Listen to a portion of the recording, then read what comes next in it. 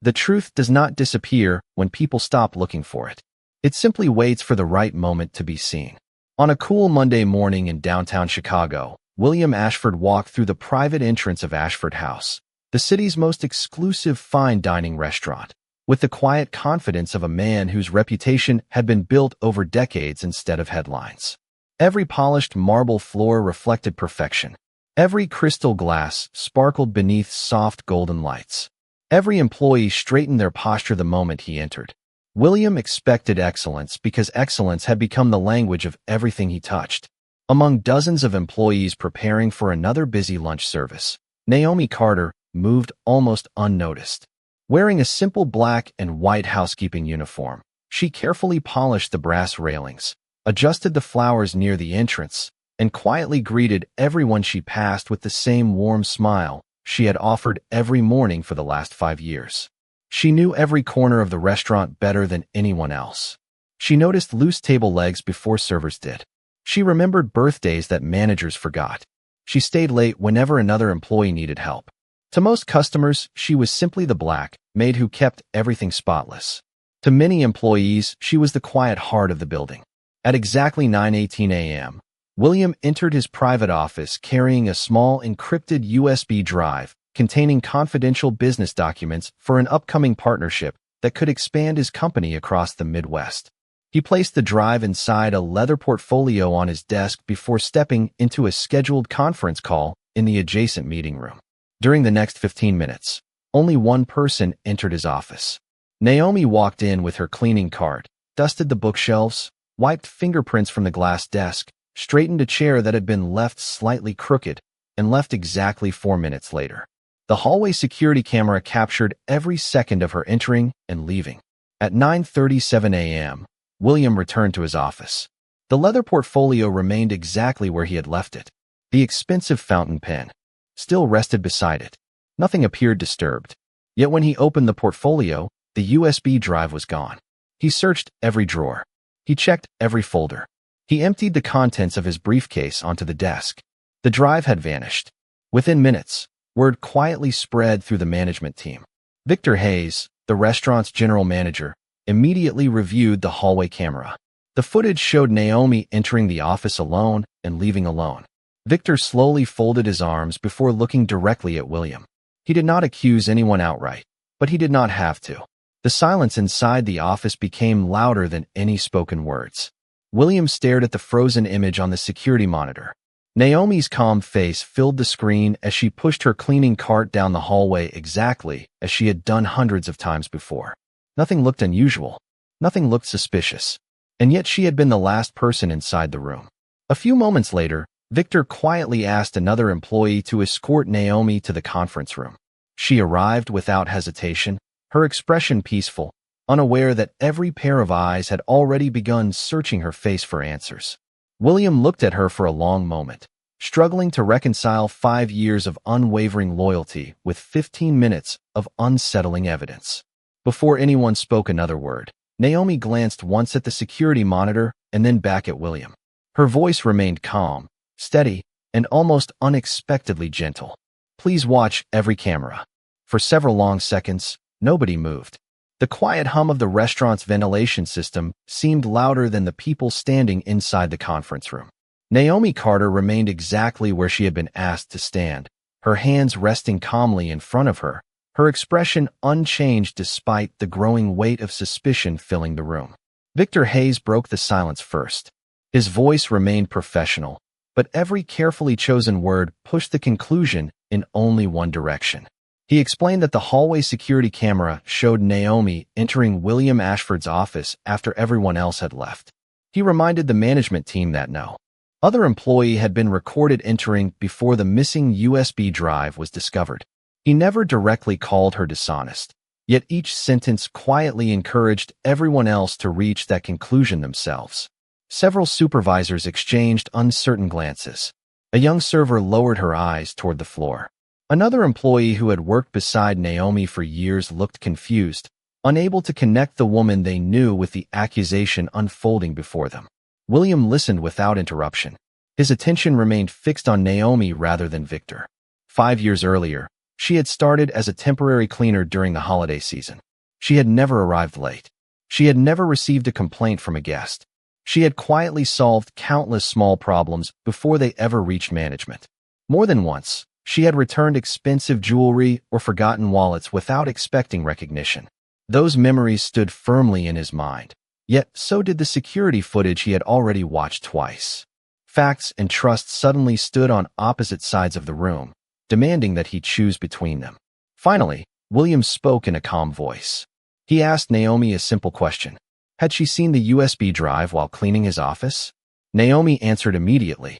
She said that she had not seen any storage device because her attention had remained on dusting the shelves, cleaning the desk, and organizing the chairs before leaving exactly as she always did.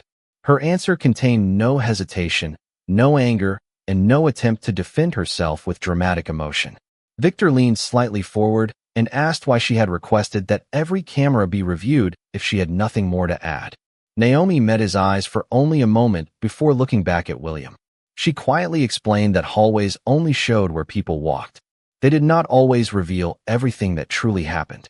She believed the complete system would tell the entire story if every camera was synchronized by time instead of viewed separately. The confidence in her voice surprised several people around the table. She did not sound desperate. She sounded certain. William noticed that certainty. He also noticed something else. Naomi had never once asked to leave the room, never protested the accusation, and never tried to blame another employee. Instead, she placed her faith entirely in evidence that had not yet been examined. That decision lingered in William's thoughts long after the conversation paused. He turned toward Victor and quietly instructed the information technology department to retrieve every available recording from every security camera inside and outside the building, including the kitchen, loading dock, elevators, employee entrance, storage rooms, parking garage, and service corridors. Victor hesitated for the first time that morning before agreeing. It was only a brief pause, lasting less than a second, but William noticed it immediately. As technicians hurried to collect the recordings, the atmosphere inside Ashford House changed completely. The missing USB drive no longer seemed like the only mystery waiting to be solved. The information technology team converted the restaurant's private conference room into a temporary investigation center before the lunch service even began. Large monitors displayed camera feeds from every corner of Ashford House, each one marked with precise timestamps down to the second. William Ashford stood quietly behind the technicians with his arms folded, watching as dozens of video files were loaded into specialized software that could synchronize every recording into one continuous timeline. Victor Hayes remained nearby, offering occasional suggestions while insisting that the hallway camera already provided the answer. Naomi Carter said nothing. She simply sat in a chair at the far end of the room with remarkable composure, her attention fixed on the screens as though she had complete confidence in what they would eventually reveal. The first synchronized playback appeared ordinary. Naomi entered William's office, pushing her cleaning cart exactly as expected. She dusted shelves, polished the desk, straightened several chairs, and emptied a small trash container before leaving 4 minutes later. The hallway camera confirmed every movement. Victor quietly nodded as though the matter had already been settled. Then one of the technicians paused the recording and frowned. Something about the timeline did not match. The electronic access log showed that an employee service door on the lower level had briefly opened at exactly the same moment Naomi was inside the office. Victor dismissed the detail, explaining that deliveries often arrive throughout the morning. William did not respond. Instead, he asked the technician to continue reviewing every angle without skipping a single minute. As the recordings advanced, another inconsistency appeared. A maintenance camera overlooking the freight elevator briefly lost 3 minutes of video before immediately resuming as though nothing had happened. The technician enlarged the file information and quietly explained that the recording itself had not failed. The missing section had been manually overwritten after it had originally been saved. The room grew noticeably quieter. Security cameras inside the restaurant automatically archived footage and rarely required editing. Someone with administrative access had intentionally altered part of the system. William slowly turned toward Victor, who immediately suggested that it must have been a harmless software error. The explanation sounded reasonable, yet it arrived almost too quickly. William had spent decades negotiating multi-million-dollar agreements. He had learned that confident answers often appeared before truthful ones. He instructed the technicians to inspect every edited file instead of accepting any assumptions. While they continued searching, William found himself studying Naomi rather than the monitors. She had not celebrated the discovery. She had not smiled with relief. She simply remained patient, as though she understood that one unanswered question still remained. If someone had altered one recording, what else had been changed? Nearly 30 minutes later, another technician called everyone's attention to a forgotten backup server that automatically copied every camera feed before the main archive processed it. Unlike the primary system, the backup had not been edited. It contained raw footage from every camera in the building. William immediately ordered the files to be restored. Victor's expression remained calm, but for the first time that morning, he quietly loosened his necktie and looked away from the screens. Naomi noticed the movement without saying a word. As the untouched recordings slowly loaded onto the monitors, the room seemed to hold its breath, because everyone understood that within the next few minutes, assumptions would finally give way to evidence. The untouched backup recordings began playing across 4 large monitors at exactly the same timestamp, allowing every movement inside Ashford House to unfold from multiple perspectives at once. William Ashford watched without speaking as the technicians carefully synchronized the office camera, the hallway camera, the freight elevator, the employee corridor, and the service entrance into one continuous sequence. This time there would be no missing minutes and no unexplained gaps. Naomi Carter appeared exactly where she had always said she was. She entered the office with her cleaning cart, dusted the bookshelves, polished the desk, adjusted the chairs, emptied the trash container, and walked toward the hallway. Nothing in her behavior suggested nervousness or urgency. She never opened the leather portfolio resting on William's desk. She never approached the drawer where confidential documents were normally stored. Every movement reflected the same careful routine she had repeated almost every weekday for years. Then another camera revealed something no one in the room had expected. While Naomi was still inside the office, Victor Hayes appeared in the service corridor instead of remaining near the dining room, where he had earlier claimed to be supervising vendors. He used an administrative key card to enter a maintenance room connected to the building's internal security network. A technician immediately paused the recording and enlarged the timestamp. It matched perfectly with the 3 missing minutes that had been removed from the primary archive. William slowly shifted his attention toward Victor, whose face remained composed even as the room became completely silent. The playback continued. Moments after Naomi left the office, another camera overlooking a secondary hallway captured Victor walking alone toward William's private office carrying a stack of folders. Because the hallway camera everyone had reviewed earlier covered only the main entrance, his approach from the secondary corridor had never appeared in the edited version. The office camera then showed Victor stepping inside with his access card while the conference call was still taking place next door. He glanced toward the hallway, opened the leather portfolio, removed the USB drive, slipped it into one of the folders he was carrying, and quietly closed everything exactly as he had found it. The entire sequence lasted less than 30 seconds. He then exited through the secondary corridor before returning to the dining room from another direction, creating the appearance that Naomi had been the final person inside the office. Nobody spoke. Even the technicians stopped typing as the reality settled over the room. The evidence required no interpretation because every camera confirmed the same timeline from different angles. William felt a deep sense of disappointment, not only because the confidential drive had been taken, but because he had allowed incomplete evidence to place doubt upon someone who had consistently earned his trust. Across the table, Naomi remained remarkably calm. She did not look satisfied. She did not seek recognition. She simply lowered her eyes for a brief moment, as though relieved that the truth no longer depended upon her own words.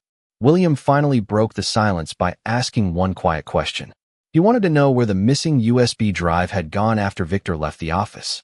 The technicians immediately resumed searching the remaining recordings, convinced that the final answer was now only a matter of following the complete trail instead of chasing assumptions. The restored backup recordings continued beyond the office hallway and into parts of the building that few employees ever noticed. Every camera added another piece to the same story until the entire sequence became impossible to dispute. One technician followed Victor Hayes from the secondary corridor to a small administrative office beside the accounting department. Another camera showed him placing the confidential USB drive inside a locked desk drawer before answering a telephone call only minutes later. The timestamps matched perfectly with every previous recording. There were no missing seconds, no conflicting angles, and no unanswered questions. William Ashford quietly instructed the technician to pause the video. He walked toward the monitor, studying every frame himself before asking that it be replayed from the beginning. The result never changed. The evidence remained clear each time the recording started again. Victor slowly lowered his eyes. His earlier confidence disappeared, replaced by the unmistakable realization that every action had been preserved by the one backup system he had forgotten existed.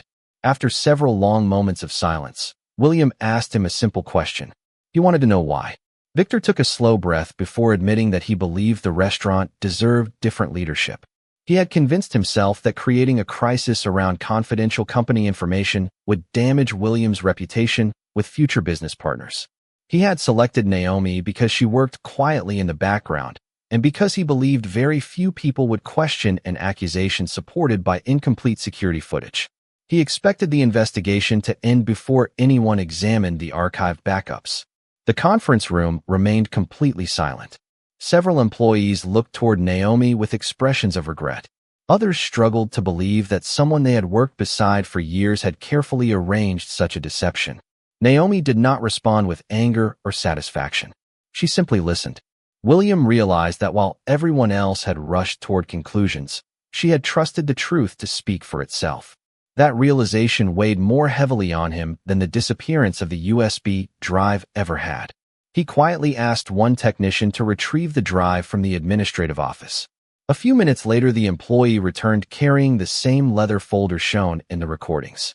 Inside it rested the encrypted USB drive exactly where the cameras had shown Victor placing it. The confidential files remained untouched. William accepted the device with visible relief before placing it carefully into his briefcase. He then turned toward Naomi. For several seconds, he searched for the right words, but found none that seemed large enough to erase the doubt he had allowed to grow. Naomi offered a gentle smile that carried neither bitterness nor triumph. She simply said that evidence had done what opinions never could. It had allowed everyone to see the complete picture instead of only the part that seemed convenient. William nodded slowly, recognizing that her quiet wisdom had guided the investigation from the very beginning. In that moment, he understood that trust should never be surrendered to appearances alone, because incomplete facts can become the greatest source of injustice when people stop searching before the truth is fully revealed. The atmosphere inside the conference room felt entirely different from the tension that had filled it only an hour earlier. The missing USB drive had been recovered, every recording had been verified, and the complete sequence of events had replaced suspicion with certainty. Yet William Ashford understood that recovering confidential business information had been the simplest part of the morning. Restoring the trust that had been damaged would require something much greater. He slowly stood from his chair and walked toward Naomi Carter, while every employee in the room watched in complete silence. Looking directly at her, he admitted that he had allowed incomplete evidence to outweigh years of consistent honesty. He said that although he had never spoken an accusation aloud, his hesitation had been enough to place an unfair burden upon someone who had faithfully served the restaurant and everyone inside it. He acknowledged that leadership was not measured by how quickly a person reached conclusions, but by the patience to seek the whole truth before making any judgment. Naomi listened quietly without interrupting. Her expression remained calm, reflecting neither resentment nor satisfaction. After William finished speaking, she answered with the same gentle composure that had guided her throughout the investigation. She explained that trust could become fragile when fear entered the room before facts did. She believed that every workplace eventually faced moments when assumptions seemed easier than careful investigation, but character was revealed by those willing to keep searching until every piece of evidence had been examined. Her words settled over the room with remarkable simplicity. They did not criticize anyone. Instead, they reminded every listener that fairness required discipline as much as kindness. William nodded slowly, recognizing that the lesson extended far beyond the events of that morning. He turned toward the assembled management team and announced several immediate changes. Every future investigation involving employees would require a complete review of all available evidence before any disciplinary decision could be made. Security recordings would automatically preserve duplicate backups protected from unauthorized editing. Administrative access would require multiple approvals, ensuring that no single individual could quietly alter important records again. The managers accepted the new procedures without objection because everyone understood why they had become necessary. William then addressed the entire staff gathered outside the conference room. He explained exactly what had happened, making certain that Naomi's name would no longer be associated with suspicion, but with integrity and remarkable patience.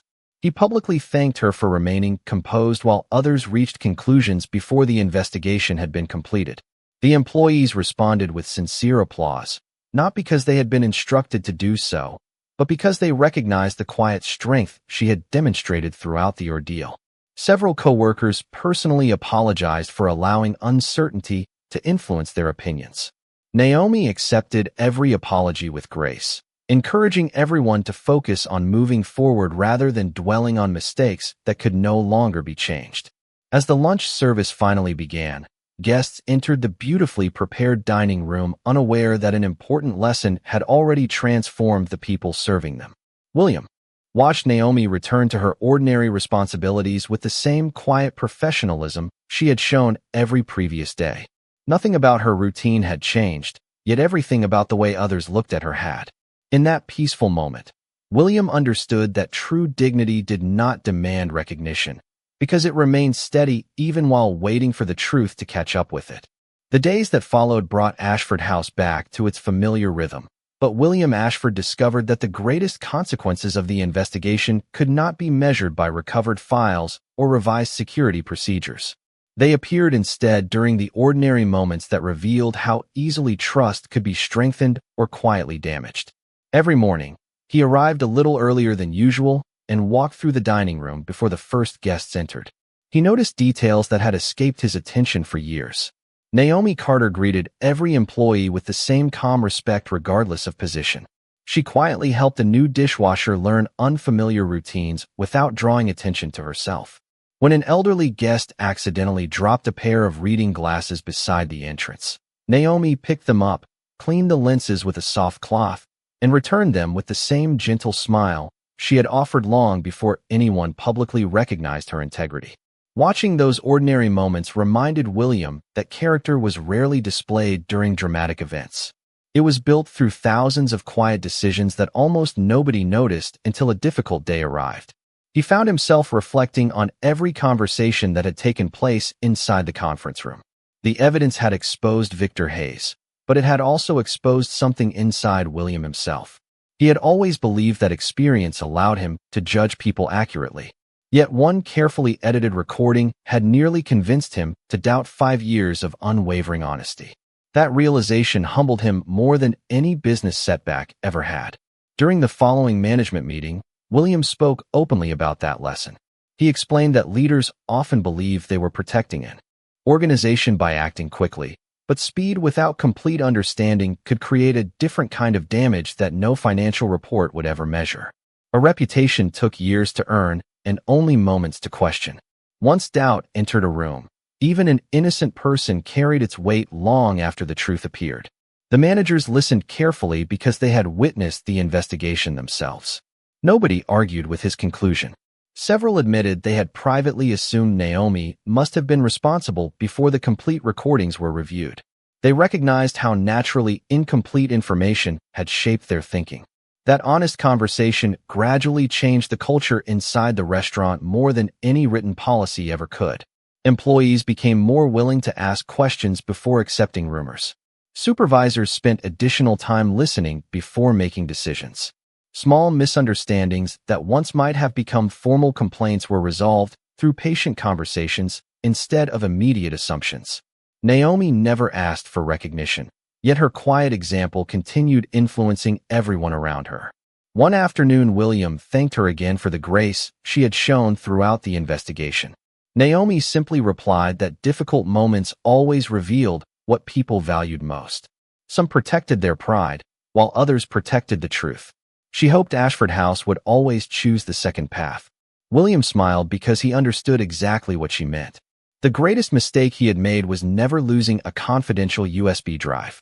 It had been allowing temporary suspicion to stand beside lasting character as though they deserved equal weight. From that day forward, every important decision he made carried the memory of one calm employee who had refused to defend herself with anger because she believed the complete truth would eventually speak more clearly than fear ever could. Several weeks passed, and the investigation gradually became a memory rather than the center of every conversation. Yet its influence continued shaping Ashford House in quiet and meaningful ways. The restaurant welcomed guests with the same elegant service, the same polished dining room, and the same careful attention to detail. But those who worked there understood that something much more valuable than a security procedure had changed. William Ashford noticed it every day. Employees no longer hesitated to speak when they discovered a problem because they believed their voices would be heard before conclusions were reached. New supervisors were encouraged to ask thoughtful questions instead of making quick judgments. The atmosphere became calmer, not because mistakes disappeared, but because fairness became part of the culture instead of simply another policy written inside an employee handbook. Naomi Carter continued performing the same responsibilities she had always accepted with quiet dedication. She cleaned offices before sunrise, prepared meeting rooms before important guests arrived, and helped co-workers whenever they fell behind during busy evenings. Nothing about her daily routine suggested that she considered herself different after everything that had happened.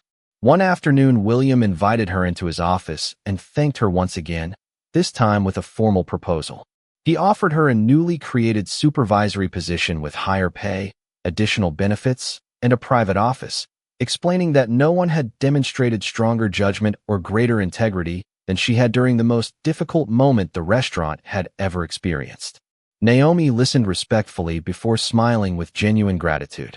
She thanked William for his confidence, but politely declined the promotion. She explained that leadership did not always require a different title or a larger office. She believed her greatest contribution came from serving people quietly, encouraging co-workers through example, and reminding everyone that respect should be given long before recognition arrived. William looked at her with sincere admiration because he realized that the offer had never been about money.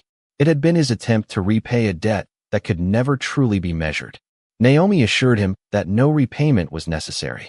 The greatest reward, she said, was knowing that future employees would receive the fairness that had nearly been denied to her. Those words remained with William long after she returned to her work. Later that week, he walked through the restaurant during the afternoon shift and noticed newer employees speaking with Naomi as though she had become an unofficial mentor. She answered questions patiently, encouraged nervous coworkers before their first busy dinner service, and celebrated other people's successes without drawing attention to her own. Nobody had assigned her that responsibility. It simply grew from the trust she had earned. William quietly understood that influence built upon character always lasted longer than influence built upon authority. As evening sunlight reflected through the front windows of Ashford House, he realized that the restaurant had gained something far more valuable than a recovered USB drive. It had gained a living example of humility, patience, and quiet dignity.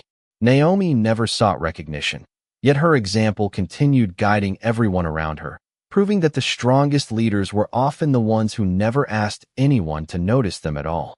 Nearly 1 year later, the events surrounding the missing USB drive had become part of the history of Ashford House, yet their influence remained visible in ways that every employee could see. During orientation for new hires, managers no longer began with discussions about schedules or performance expectations alone. Instead, they gathered everyone inside the same conference room where the investigation had once unfolded and explained why fairness mattered as much as efficiency. On one wall hung a simple bronze plaque that William Ashford had personally commissioned after months of reflection. It did not mention names, positions, or the incident itself. It carried only 6 carefully chosen words. Evidence before judgment. Those words became more than decoration.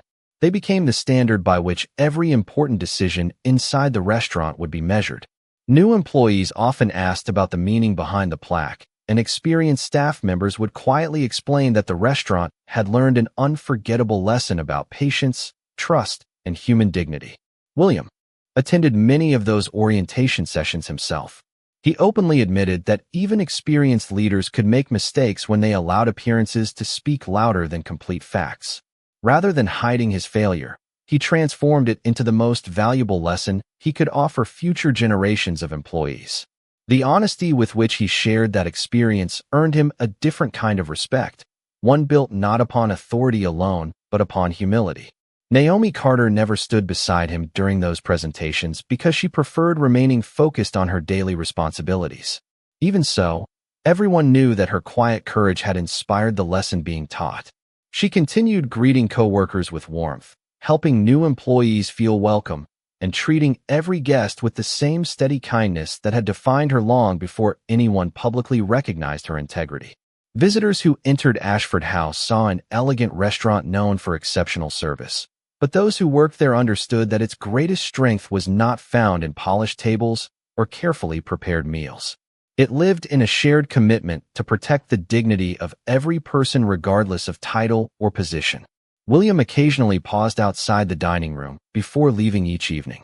He would watch Naomi finishing another ordinary day of work, moving through the restaurant with calm confidence, never asking anyone to remember what she had endured. Her life had returned to its familiar rhythm. And perhaps that was the greatest victory of all. She had never wanted recognition. She had simply wanted the truth to be given the time it deserved. Looking back, William realized that the missing USB drive had never been the true heart of the story.